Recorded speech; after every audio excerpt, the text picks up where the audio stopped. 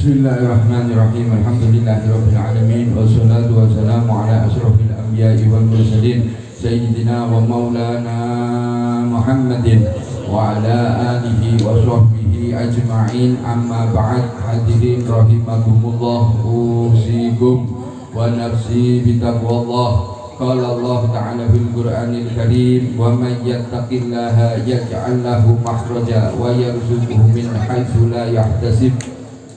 Alhamdulillah, hadirin rahimakumullah, kita masih diizinkan oleh Allah Subhanahu wa taala, kita dipilih oleh Allah Subhanahu wa taala, kita digerakkan dari tempat tinggal kita masing-masing, dikumpulkan di rumah Mas Riki dalam rangka kita melaksanakan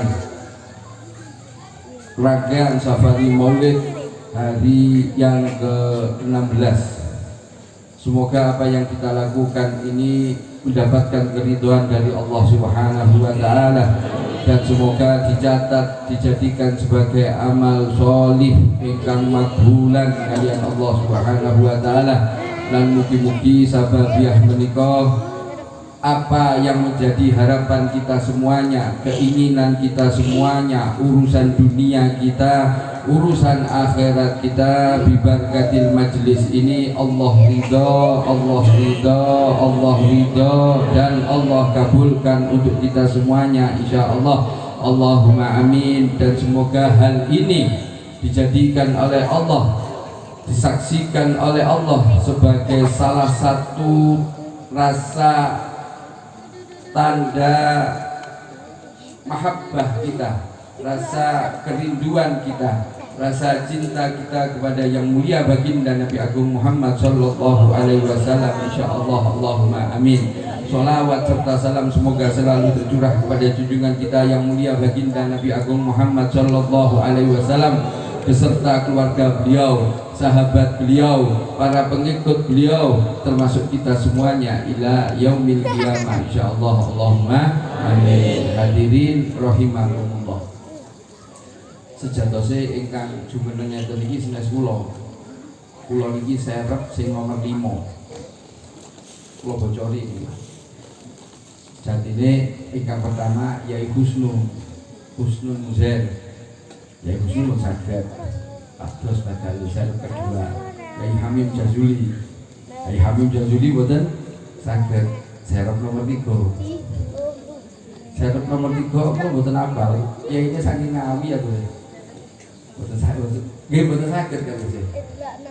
Terus serep nomor 1 Gus Bahru Ulwan.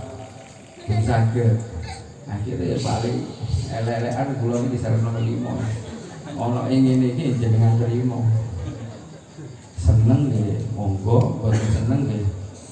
Boten napa-napa. Urusan seneng kok. Pilihan hidup itu pilihan. Wis kula golekno bahan sajake pirang-pirang dina niki. Bahan. Tapi kok nyantole niki wau kula kedaden Habib Alwi, kula nggih rada bingung. Iki bahan kula sing kula goleki, kula kelompokne napa kula cerita Habib Alwi. Tapi nek derek dawuhipun Gus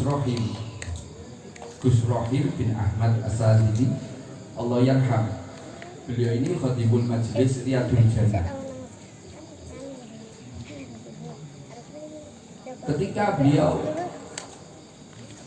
mempunyai kegiatan pembacaan maulid dari musola ke musola, itu beliau dilakukan selama 5 tahun, dari musola satu ke musola lainnya itu dengan menggunakan Elsapet, ya. Elsapet itu apa 300 ya. Ya itu lah. Paling anggotanya maksimal 20 mungkin. Dipaksa gitu sakit ya. Dijejen-jejen kali dosa. Tapi karena keistiqomahannya beliau Gus Abdul Rahim bin Ahmad Sadili Allah yarham, itu majelis Riyadul Jannah di tahun ke-6 itu membuat geger kota Malang. Jumlah yang hadir setiap majelis Riyadul Jannah itu tidak umum, dan betul-betul tidak umum. Jamaah yang hadir di majelis Riyadul Jannah loyalitasnya tanpa batas, betul-betul tanpa batas. Banyak orang mengatakan ini salah satu keberkahan yang diberikan Allah Subhanahu wa taala kepada Gus Abdurrahim bin Ahmad Sadili. Salah satu contoh sampai Habib Novel Solo itu sampai gumun melihat jamaah Riyadhul Jannah. Jenengan kok mboten ngungguli majelis jenengan? Mboten ngungguli majelis yang itu ada manfaatnya. Nggih, nek ngungguli majelis niki, oh sombong kula sundul langit lah. Gede ndasku dan lain sebagainya. Suatu ketika ada majelis di daerah Poncokusumo Tumpang. Dihadirkan majelis Al-Habib Novel. Pada saat itu kados wau ngoten niku udan. Nek majelis-majelis itu ketika hujan kita berteduh mencari tempat yang enggak hujan. Nggih napa nggih? Niku pun umum. Nek jamaah Riyadhul Jannah gak umum. Sama sekali tidak umum. Kalau bahasanya jamaah gak mufakat. Mereka tidak bergeming dari tempatnya, tetap duduk, tidak lari cari tempat untuk berteduh, tidak. Tetap mereka mengeluarkan, buka tasnya, mengeluarkan mantel, pakai mantel mereka. Kitab Maulid Simtuduror tidak dilepas, tetap dibaca. Habib Novel sampai gede-gede. Pada saat itu Habib Novel sama panitia dikasih jaket, karena Poncokusumo itu daerah dataran tinggi, lumayan dingin.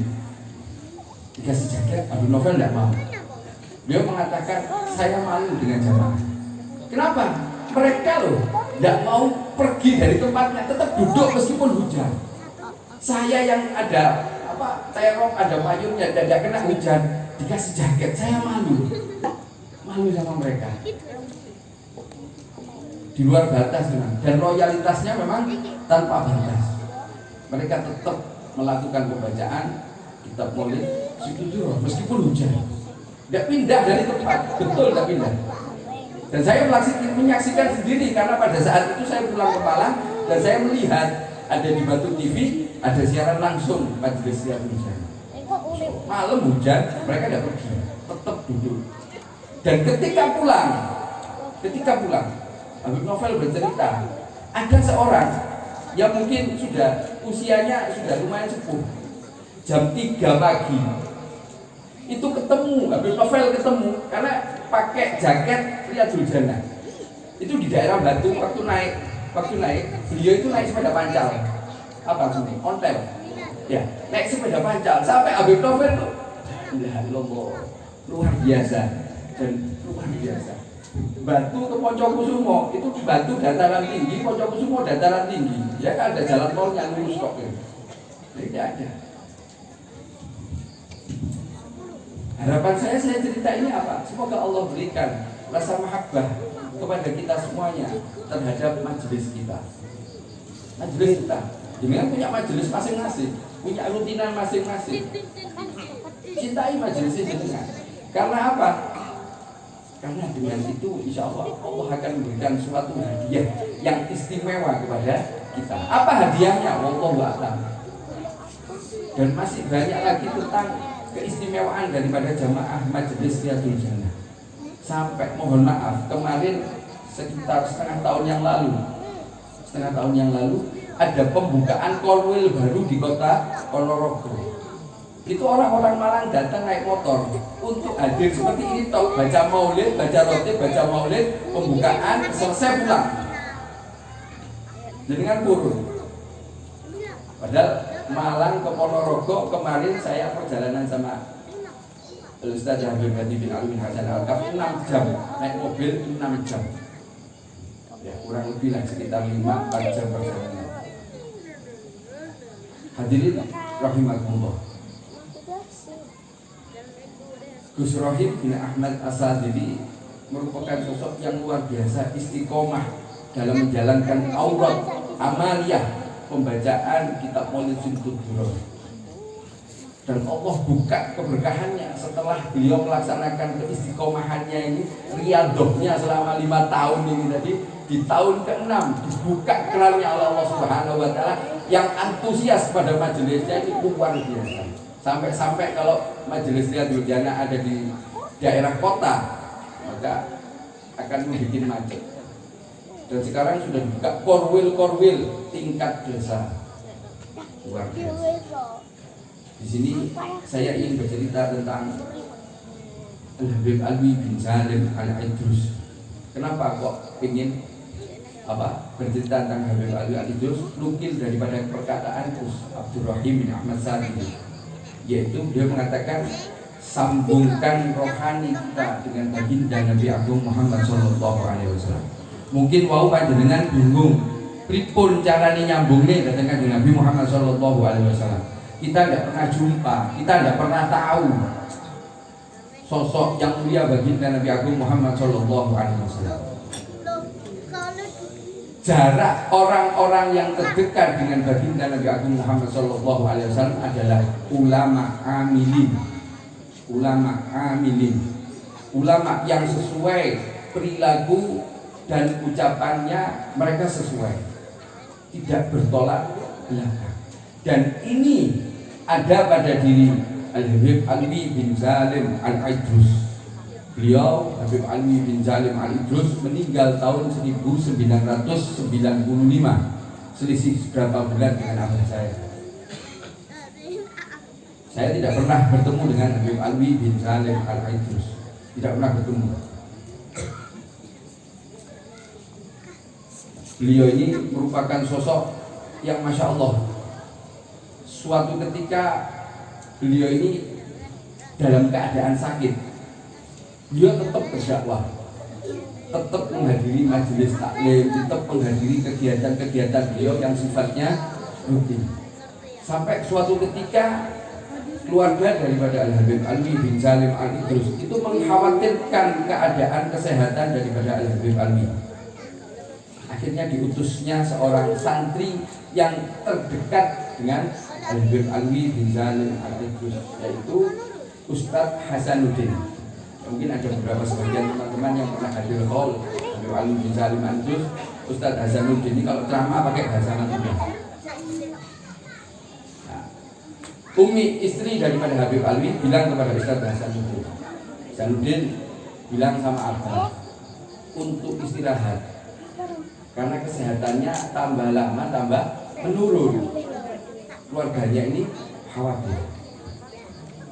Walhasil suatu ketika berapa hari setelah diperintah oleh Umi ini tadi, Ustadz Hasanuddin menunggu kedatangan Habib Alwi bin Salim Al-Idrus di rumahnya di Jalan Tanjung. Beliau datang kurang lebih sekitar jam 1 malam. Datang, lihat ada Ustadz Hasanuddin, sebentar Hasanuddin, suruh nunggu. Ya Habib Alwi ambil air wudhu dulu, sholat dulu. Setelah sholat baru menemui Ustadz Hasanuddin. Singkat cerita, ada apa? Malam-malam begini kamu kok ada di sini? Begini Ustadz, Ana dapat amanah dari Umi untuk memberitahu bahwa Ustadz Alwi ini untuk sementara berhenti dulu, jangan hadiri kegiatan dulu, ngajinya diliburkan karena kesehatannya Ustadz sudah mulai menurun. Habib Ali tersenyum, cerita dari Ustadz Hasanuddin ketika hall dengan Habib Ali bin Salim Al-Idrus. Tersenyum Habib Ali. Kemudian beliau berkata, Habib Ali berkata kepada Ustadz Hasanuddin, Hasanuddin, kamu tahu nggak para syiban kita, para orang tua kita ketika berdakwah mati di jalan itu luar biasa. Para syiban kita, para orang tua kita dakwah mati di jalan itu sudah biasa. Kenapa kamu mengkhawatirkan saya? Shallu ala Nabi Muhammad. Kita lihat kepada baginda Nabi Agung Muhammad SAW. Apakah pernah beliau memperhatikan dirinya? Tidak pernah. Yang dipikirkan hanya satu, umat dan dakwahnya Allah Subhanahu wa Ta'ala. Sampai beliau lapar ketika perang Khandaq, beliau menggali parit, perutnya diganjel batu 2, 3 itu biasa. Lapar biasa. Tidak mengkhawatirkan keadaan pribadinya. Diintimidasi dan lain sebagainya, dihujat, dicaci, dimaki, beliau biasa. Dan ini ada pada dia Habib Alwi bin Salim Al-Idrus. Ada salah kesaksian daripada salah seorang yang bernama Kiai Manan, pengasuh pondok pesantren Nurul Huda Singosari. Sebenarnya orang ini ternyata Kiai Manan ini adalah orang Ponorogo. Saya baru tahu ketika saya bercerita dengan seseorang, oh masya Allah ternyata Kiai Manan ini adalah orang Ponorogo. Kiai Manan ini tidak tahu siapa Habib Alwi. Ini salah satu keistimewaan daripada Habib Alwi dari Malikus. Suatu ketika Kiai Manan ini mimpi ketemu yang mulia baginda Nabi Agung Muhammad Sallallahu Alaihi Wasallam. Terus oleh baginda Nabi Agung Muhammad Sallallahu Alaihi Wasallam, Kiai Manan ini didhawuhi, kalau kamu ingin belajar agama yang benar, belajar sama Ustadz Ali. Ini yang berkata yang mulia baginda Nabi Agung Muhammad Sallallahu Alaihi Wasallam kepada Kiai Manan. Kiai Manan sampai bingung, Ustadz Ali siapa? Saya tidak kenal. Di Singosari tidak ada yang namanya Ustadz Ali, tidak ada. Walhasil suatu ketika Kiai Manan ini pergi ke kota Malang. Pada saat itu hari Jumat. Dan waktu itu mendekati sholat Jumat. Kemudian Kiai Manan memutuskan untuk melaksanakan sholat di Masjid Jamek kota Malang. Biasanya kalau mau sholat Jumat diumumkan yang bertindak sebagai khotib dan imam pada Jumat ini tanggal sekian-sekian adalah Al-Habib Al-Ustadz Alwi bin Salim Al-Idrus. Ya Kiai Manan dengar, apa ini yang dimaksud oleh baginda Nabi Agung Muhammad Sallallahu Alaihi Wasallam. Walhasil ketika selesai sholat Jumat, kemudian dia mendekati Habib Alwi. Ngobrol. Singkat cerita, dia sudah mendapatkan jadwal ngajarnya Habib Alwi. Ada di Jalan Tanjung di rumah beliau setiap hari Rabu. Yang majelis itu saat ini dilanjutkan oleh Al-Habib Hadi bin Alwi bin Hasan Al-Kah. Yang tadi saya ceritakan, kita punya sanad di sini. Orang-orang yang mau ta'aluk hatinya kepada Habib Hadi bin Alwi bin Hasan Al-Kah itu punya sanad. Waktu itu baca kitab fikih, banyak kitab fikih yang dibaca, dan tafsir Qurtubi waktu itu. Kemudian jika cerita Kiai Manan ini hadir setiap Rabu dari Singosari menuju kota Malang, ini selalu hadir. Hujan beliau hadir, panas beliau hadir, sakit beliau hadir. Terus suatu ketika Habib Alwi ini datangnya terlambat, ada satu kepentingan. Ini santrinya kumpul, termasuk ada salah satu guru saya namanya Ustadz Munir. Itu bertanya kepada Kiai Manan, "Yi, jenengan iki lho pun alim, gadahi pondok, terus jenengan iki pun mumpuni. Nopo Allah sik tahe sing ngaos niku nopo? Nopo Allah masih mencari ilmu, kenapa? Padahal jenengan ini sudah orang alim ini, punya pondoknya besar. Kenapa kok masih belajar ini, kenapa?" Dan ini disaksikan oleh beberapa orang, termasuk Ustadz Munir, salah satu guru saya ketika tidak iya. Kemudian Kiai Manan ini mengatakan, jenengan semerap, sinten sing ngeken kula ten mriki semerap. Mboten. Ingkang ngeken kula ten mriki kanjeng Nabi Muhammad sallallahu alaihi wasallam. Ingkang dawuh Kiai Manan untuk belajar agama yang benar ini kepada Ustadz Ali, kepada Habib Alwi bin Salim Al-Idrus.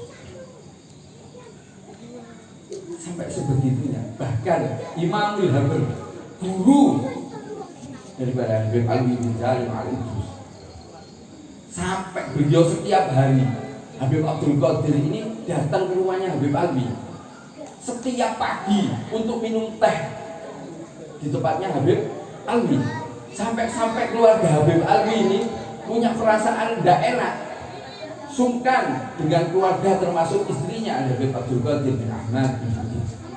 Sampai suatu ketika keluarganya ini memberanikan diri untuk menyampaikan unek-uneknya bahwa ada perasaan tidak nyaman, sungkan kepada keluarga Habib Abdul Qadir termasuk kepada istrinya. Kenapa? Karena setiap hari Habib Abdul Qadir pagi itu mampir ke tempatnya Habib Alwi hanya untuk minum teh. Disampaikan kepada Habib Abdul Qadir. Apa jawab daripada Habib Abdul Qadir bin Ahmad bin Habib kepada keluarga Habib Alwi? Antum tahu siapa yang nyuruh saya ke sini? Tidak ada yang jawab. Tidak ada yang jawab. Yang nyuruh anak ke sini bukan atas kemauan anak. Saya ke sini bukan atas kemauan saya. Akan tetapi saya diperintah oleh baginda Nabi Agung Muhammad SAW untuk setiap hari duduk sama Habib Alwi bin Salim Al-Idrus. Padahal Habib Alwi ini muridnya Habib Abdul Qadir bin Ahmad bin Fakih yang dijuluki Imamul Habr. Kenapa kok dijuluki Imamul Habr? Saya tanya di waktu itu dulu pada Habib Alwi bin Ahmad. Kenapa Habib Abdul Qadir ini kok dijuluki Imamul Habr? Beliau menjawab, karena Habib Abdul Qadir ini luas, keilmuannya ini luas. Bahkan dulu ketika Habib Abdul Qadir masih ada di Yaman, masih ada di Hadramaut, belum ke Indonesia, itu leluhurnya, abahnya, kakeknya, itu ketika Habib Ahmad bin Hasan Al-Attas, sohib daripada mu'alif kitab Simtud Duror, Habib Ali bin Muhammad bin Husain Al-Habsyi. Sohibnya salah satunya adalah Habib Ahmad bin Hasan Al-Attas. Itu ketika berjalan melewati keluarga Bil Fakih, rumahnya Bil Fakih, termasuk leluhurnya daripada Habib Abdul Qadir, beliau berhenti terus baca syair muji. Di antara pujiannya Habib Ahmad bin Hasan Al-Attas, keilmuan daripada keluarga Bil Fakih seperti lautan yang tidak bertepi. Dan itu nurun kepada keturunannya Habib Abdul Qadir bin Ahmad bin Fakih sampai beliau dijuluki oleh Imamul Habr. Kalau hall Kota Malang, karena beberapa tahun ini tidak ada hall di sana, dijuluki hallnya Imamen, dua imam. Siapa? Habib Abdul Qadir bin Ahmad bin Fakih dan putranya Al Habib Abdullah bin Abdul Qadir bin Fakih. Kalau panjenengan ini kedudukannya murid dengan guru, ayah juga dengan anak. Guru saya Habib Hadi pernah mengatakan, kalau antum mau tawasul kepada Habib Abdul Qadir, Habib Abdullah harus antum sebut. Kalau tidak kamu sebut, ditolak sama Habib Abdul Qadir. Begitu juga sebaliknya, antum tawasul kepada Habib Abdullah tanpa nyebut Habib Abdul Qadir, ditolak sama Habib Abdullah, harus disebut. Ini loh, kalau murid yang benar-benar kedudukannya tinggi, sampai nama gurunya disebut, nama muridnya harus disebut juga. Muridnya disebut, nama gurunya juga harus disebut. Hadirin rahimahullah, termasuk di qasidah Syailah itu disebut. Yang disebut tidak ada Habib Abdul Qadir wa Habib Abdullah, harus disebut, tidak bisa satu tok. Kenapa? Ditolak. Kita punya permohonan kepada Allah Subhanahu wa taala dengan wasilah beliau, kalau nyebut satu saja ditolak, tidak dipakai. Tinggi kedudukan seorang murid. Bagaimana kita yang ngaku murid bisa memiliki semacam itu? Jadi kita minta tolong sama Allah Subhanahu wa taala agar hati kita itu benar-benar bisa ta'alluq kepada guru kita. Tidak main-main. Tidak main-main. Dan ini kegiatan semacam ini bisa kita jadikan latihan. Beliau mengatakan, nyado, noto hati. Orang Jawa mengatakan noto hati, harus benar-benar kita tata hati kita. Kenapa? Karena kita akan mendapatkan suatu hadiah daripada Allah Subhanahu wa taala. Apa hadiahnya? Satu-satunya yang hadir di sini tidak sama. Akan tetapi saya mempunyai harapan besar kepada Allah Subhanahu wa taala secara pribadi saya dan keluarga saya diakui sebagai murid daripada Habib Hadi bin Ali bin Hasan Al-Attas yang nantinya nyambung kepada guru-gurunya sampai nyambung kepada baginda Nabi Agung Muhammad SAW. Dan saya juga ada harapan besar kepada Allah Subhanahu wa taala, kepada orang-orang yang memiliki rasa ta'alluq di dalam hatinya kepada Habib Hadi bin Ali bin Hasan Al-Attas sampai nyambung kepada gurunya, sampai kepada yang mulia baginda Nabi Agung Muhammad SAW, diakui sebagai santrinya yang nantinya di alam akhirat akan mendapatkan kedudukan yang mulia di hadapan Allah dan di hadapan yang mulia baginda Nabi Agung Muhammad SAW. Semoga pertemuan kali ini betul-betul disaksikan oleh Al-Habib Alwi bin Salim Al-Idrus dan beliau memandang kita dengan pandangan kasih sayang. Orang-orang yang ada ta'alluq kepada beliau, semoga kita semuanya yang ada ta'alluq di dalam hatinya diakui sebagai santrinya dunia dan akhirat, insyaallah. Allahumma amin. Banyak kekurangan dari saya, mohon dimaafkan, dan semoga kegiatan semacam ini Allah jaga, Allah pelihara, Allah berikan kemudahan, Allah berikan kelancaran, Allah cukupi seluruh keperluan kita di alam dunia insyaallah. Allahumma amin. Dan semoga Allah selalu perbaiki hati kita, Allah selalu jaga hati kita, Allah jauhkan kita semuanya dari segala perkara yang tidak diridhoi oleh Allah Subhanahu wa taala dan yang tidak diridhoi oleh baginda Nabi Agung Muhammad sallallahu alaihi wasallam. Dan semoga kita semuanya menjadi manusia-manusia yang dicintai oleh Allah dan dicintai oleh yang mulia baginda Nabi Agung Muhammad sallallahu alaihi wasallam dan dicintai orang-orang yang dicintai Allah wa Rasuli insyaallah. Allahumma amin. Dan semoga kita semuanya telah dikumpulkan bersama yang mulia baginda Nabi Agung Muhammad sallallahu alaihi wasallam di surganya Allah Subhanahu wa taala bighairi hisab insyaallah. Allahumma amin. Mohon dimaafkan semua kesalahan. Wal afu minkum. Wassalamualaikum warahmatullahi wabarakatuh. Waalaikumsalam warahmatullahi wabarakatuh.